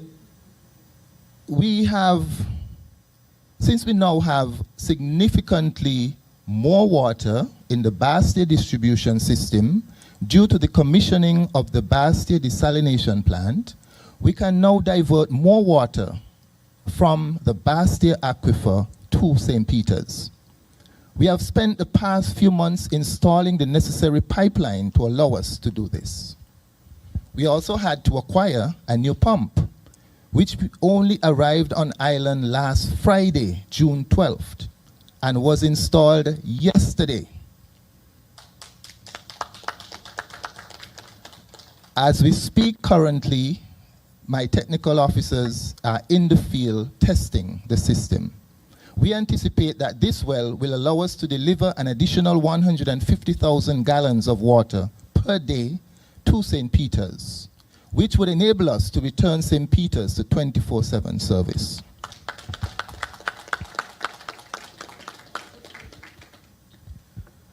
Now we are in this unfortunate situation, and it needs saying, where our demand outstrips our supplies directly because of lack of adequate investment in the development and maintenance of our water infrastructure over the years.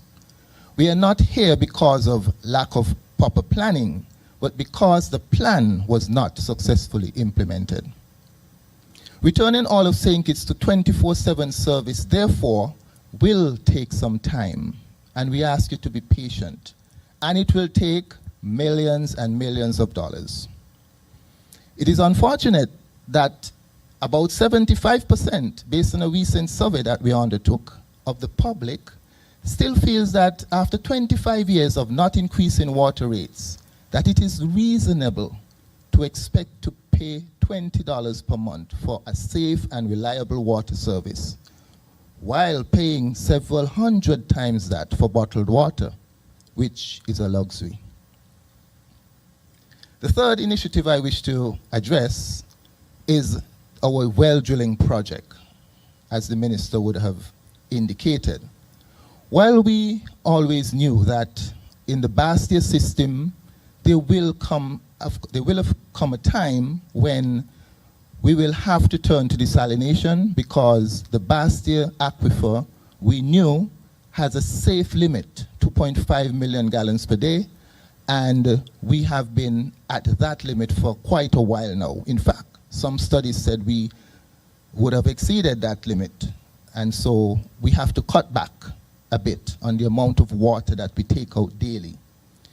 So while we would have pulled the desalination card from our back pockets for Bastia, we do know that in the rural part of Bastia, there is still a considerable amount of groundwater.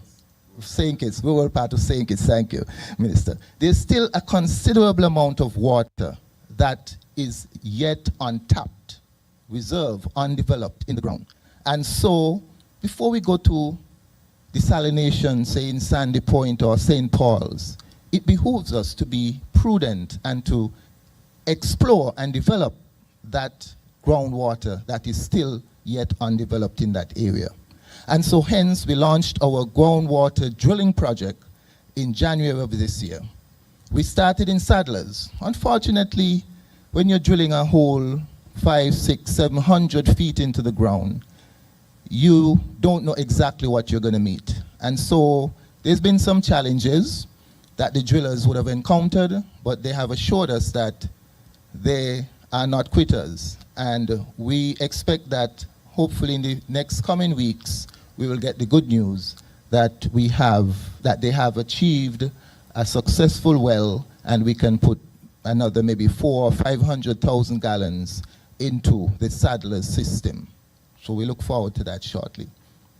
And then we will continue, as the minister indicated, around the island, St. Paul, Sandy Point, come all the way back up to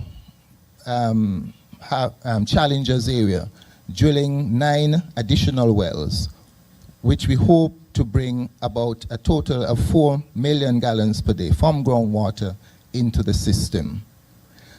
Now, time is limited, and I will not be able to share with you all 12 of the initiatives that I have, but the fourth one is the construction of a 500-gallon water storage tank in Keon, 500,000 gallon water storage tank in Keon, and the connecting pipelines.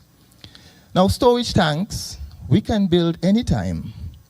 And As my colleagues here, I see my colleagues here from Public Works, I want to thank them for their support on this project and on all other projects that we work very closely with. We can build storage tanks anytime. And so, in Keyon, we drilled a well, and we're currently pumping over 400,000 gallons per day from this well. This resulted in the good folks of Keyon immediately experiencing 24 hours per day water service. Can you clap for the people of Keyon? Thanks. Now, we did not have to expand the storage tank in Keyon to solve the water scarcity problem that plagued Keyon for decades. We just drilled a well and pumped the water into the existing tank. Problem solved. Now that we have enough water from this well to meet the needs of the residents, we have built a 500,000 gallon tank so that we could store some of that water. About 2 days supply, which is industry standard. A few more years from now, once you pay your bills and we have the funds, we will add another 500,000 gallon storage tank. That will give us about 3 days storage. Again, those who say build bigger tanks to solve the water problem are absolutely misguided, to say the least. Mind you, we will continue to build bigger tanks as we have done over the years. We just need you to understand that we have a water scarcity problem that is caused by inadequate supply sources, and tanks do not make water. Even if we were to increase, so currently on St. Kitts, we have a total storage, and the minister said it, capacity of about 8 million gallons. If you add all the storage tanks around the island, about 8 million gallons total. Now, even if we were to increase this to 80 million or 800 million gallons, it will not help the situation if we do not find more water from wells and desalination plants to put in those tanks. Anyway, to look at it, another way, that we can look at it is that we have naturally existing huge reservoirs on the ground containing not millions, but billions of gallons of water, larger than any tanks that we can build. In fact, that is why, Minister must have looked on my notes. In fact, that is why we can pump water from the Bastia Valley Aquifer for months at 2.5 million gallons every day, even if there is not a single drop of rain during those months. We will be drawing down the natural underground reservoir that God has blessed us with. Of course, we will need the rain falling during the rainy season to replenish or recharge that underground reservoir, otherwise referred to as an aquifer. So, colleagues, time has run out on me, so I won't be able to share with you the other initiatives, but we are looking at replacing the pipeline on the Southeast Peninsula. That work has started after some challenges. Again, we thank Public Works Department for their partnership in that initiative. We continue to install expand the distribution network across the island so that new persons in the new housing developments can get connected to the water system. We're working on the Transwater project, which is a project which we're hoping to submit to the Green Climate Fund. That would cost over $45 million US. We hope most of that, if not all, will be a grant to the government. And we are also looking at fencing of our reservoirs for safety and security, and so on and so forth. We're looking at our SCADA project. So thank you, and I will stop there for now.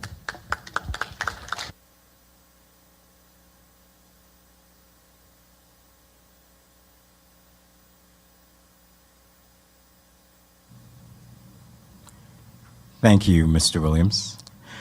We'll take another break and we'll be back for the final presentation before the Q&A session. That will be led by the Public Works Department. Back in a moment.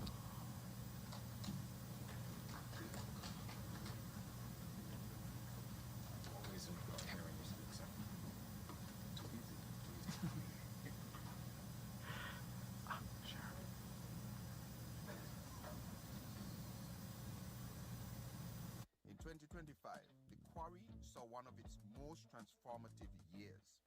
With new equipment increasing production capacity, the quarry is positioning itself as a vital engine of economic development.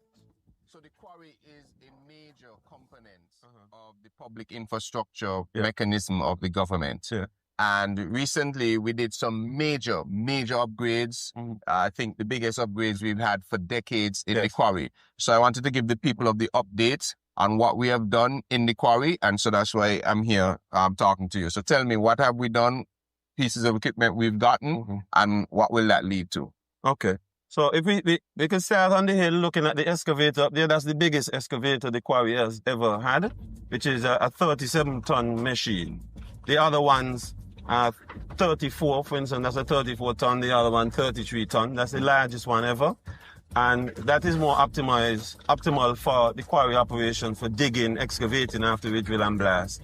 The next thing that we got, which you can't see at the moment, is the rockback truck, which going cost right now to be loaded. That actually is the biggest truck as well. That is a 30-ton truck. Well, the carrying capacity is 30 tons. The others are 25 tons. So we're able to bring down more material. And then we have the new power screen setup here. This is much faster than any of the other plants that the quarry had before. The first plant is 80 tons per hour, and the speed at which it produces is easily recognized. When they use that, you don't get as much material in the same space of time. So that old one was 80 tons, the other one was 175. This is 250 tons per hour of material when you add up all the material there. And then it also is shaping the material better for various products like concrete. This is more cuboid, which gives the concrete more strength. So they're coming in and playing a role, because one of the things I notice is that persons are not just asking for aggregates, they're asking for aggregates of a certain quality, certain size, and it must be consistent. And so this put us on a better path to achieving those things. And a much more modern thing, much more modern. Right. Welcome back. We continue our presentation with the Public Works Department, led by Acting Director Cher Claxton, who will introduce her team as well. Ms. Claxton. Good morning, everyone. I am Cher Claxton. I'm the Acting Director of the Public Works Department, assisting me today in providing you with updates on the work that we have undertaken throughout the year since our last press conference. I have Mr. Zeke Hazel. He's the head of the Roads Division. And I have Mr.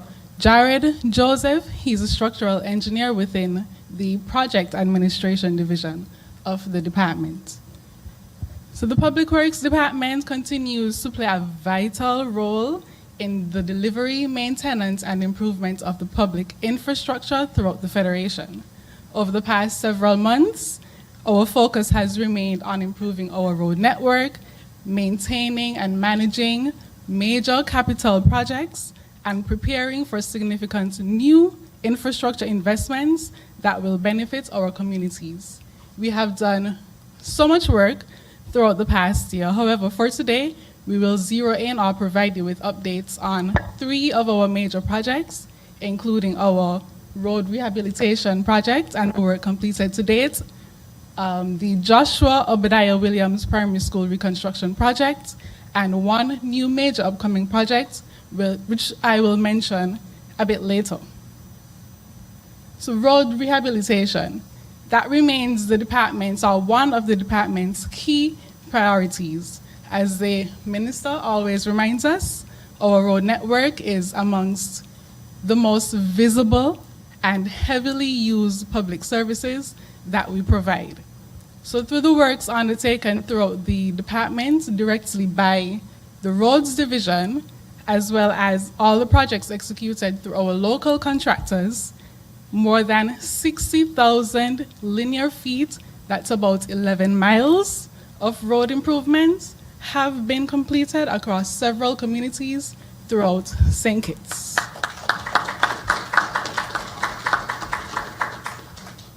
So of course, these works have improved accessibility, safety, drainage, and overall good driving conditions for all of our road users. To provide more details on our road rehabilitation program, I will now invite Mr. Zeke Hazel to give his update. Morning to everyone. First, let me say, I thought that I was not going to present today because I saw my presentation being done on screen. So I was kind of dreading having to come up here, but nevertheless, I would just give a recap on all the roads that we did, or we resurfaced in 2025, namely Brooks Road in Sandy Point, Stadium View, Cleverly Hill, Boyd's, which we still have some work to complete in Boyd's, Lower Monkey Hill, we also have some work to complete in Lower Monkey Hill. Again, these are not just one simple road, there are a number of roads in these areas, and we prioritize as we go along. Southwell Drive in Newtown, George Street, Newtown, Industrial Site, and the road that we call Grandmasters Road in Village, Cardian Home Road, Jones Street, Infirmary Road, and a road in Birdwalk, as well as the road by George Moody School. All of these roads that we resurfaced compiles of about 13,000 linear feet of roads which we have done in the year 2025. For the year 2026, we had a little slow start, but we managed to pick up a bit. We started with St. Paul's. We did a road in St. Paul's. We started a new road. We had to shift for a bit from New Road, and we went to Birdwalk. However, the road in Birdwalk, we are supposed to be paving that road, starting paving that road tomorrow. And after we finish with New Road, we are supposed to be heading, after we finish with Birdwalk, we are supposed to be heading back to New Road to complete what we have left off there. With that being said, we still have quite a number of roads around the island that we need to resurface. With time, we will get to all of them and ensure that everyone has a safe and smooth road to traverse at the end of the day. Thank you.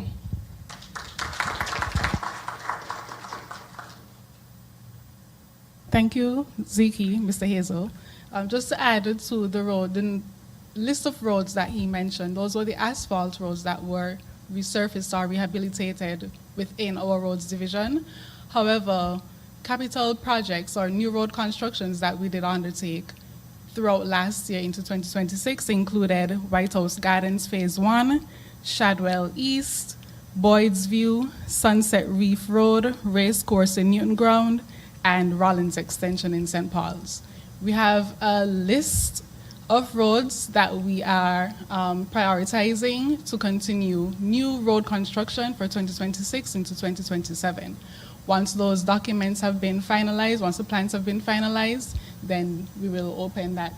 All of those details will go out to the public.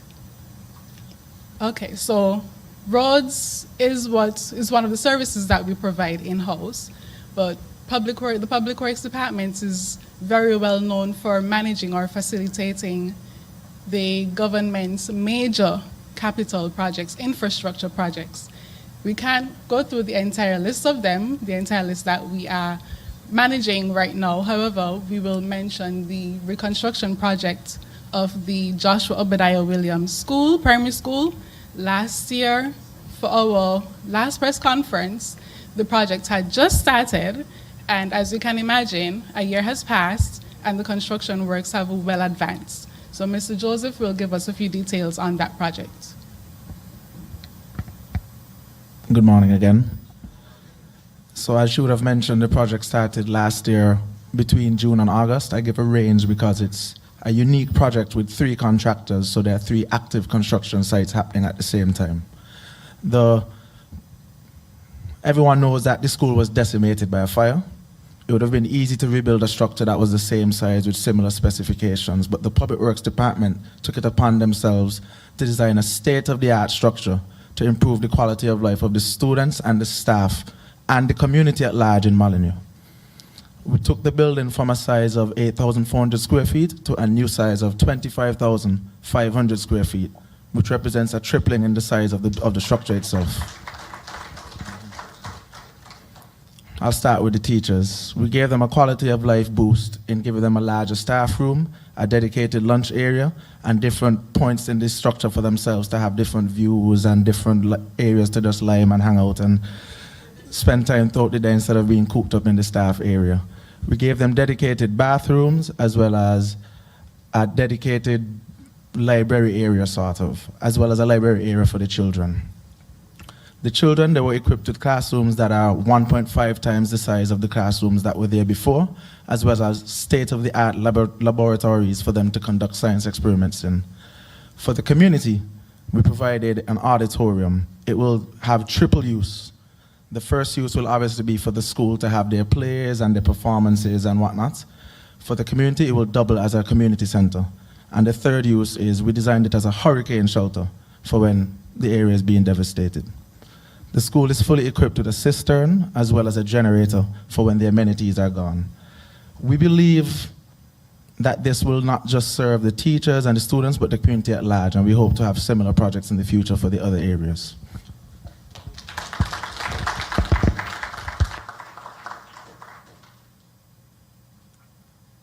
Okay, just to add to what Mr. Joseph has presented, the work has advanced on this school project. Okay. Everyone wants to know when we'll be finished, my bad. So it's been ongoing for just about 11 and a half months. It's expected to be fully completed by October, including all the fixtures and finishes. So we're looking for the students to be able to utilize the school for the January term.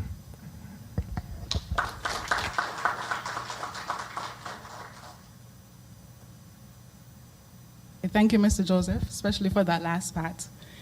Moving on to upcoming projects, like I said, Public Works Department is very instrumental in facilitating or managing major capital projects, and I'm sure the Minister will be very pleased for us to announce that we are entering the procurement phase of a major project for the Ministry of Sport, of course, in collaboration with the Public Works Department, and that is the Limekeel Stadium project.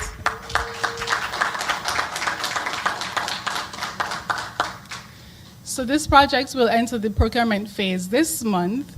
We are hoping that the tender package will be available today or tomorrow, given that all of the construction drawings will be made available. So sometime this week, we are inviting all qualified contractors to participate in this prestigious project. Of course, this project represents a significant to house Champsville teams.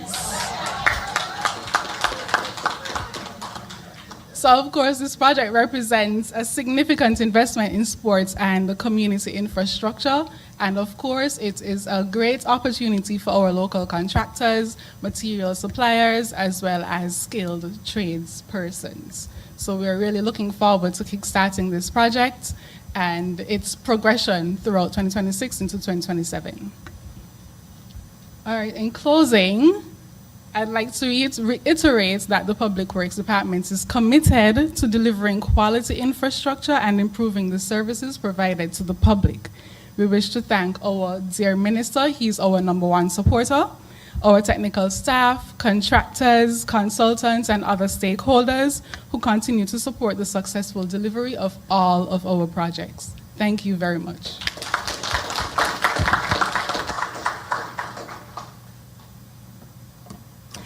Thank you to the Public Works Department. I don't know why I'm getting that wrong today. I get it right every other day. The Public Works Department. Thank you so much. We'll be back for the Q&A session after this.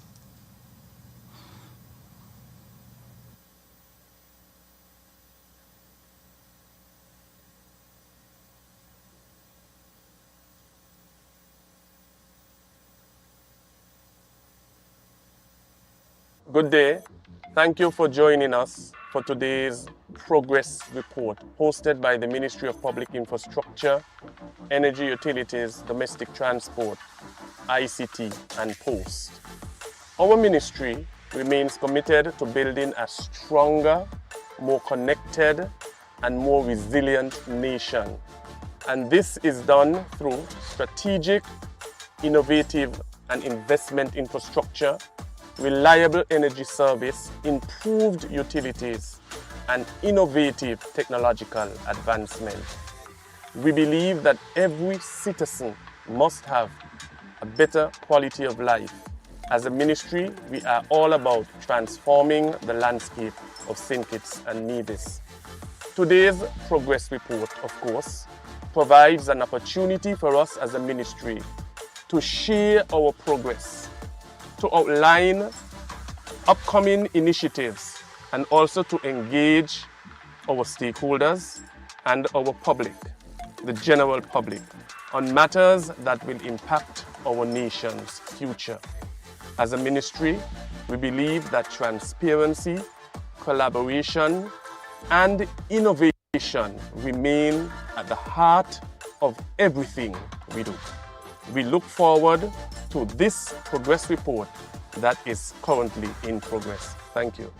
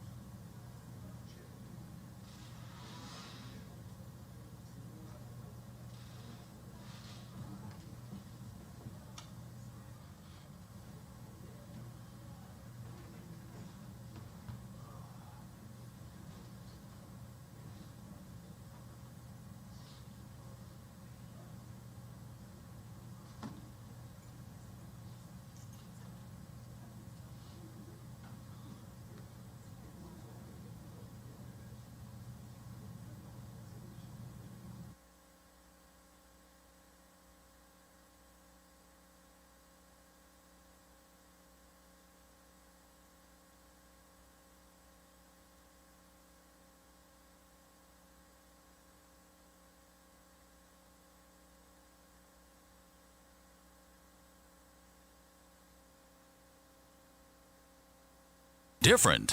We're 98.9. 98.9. Win FM.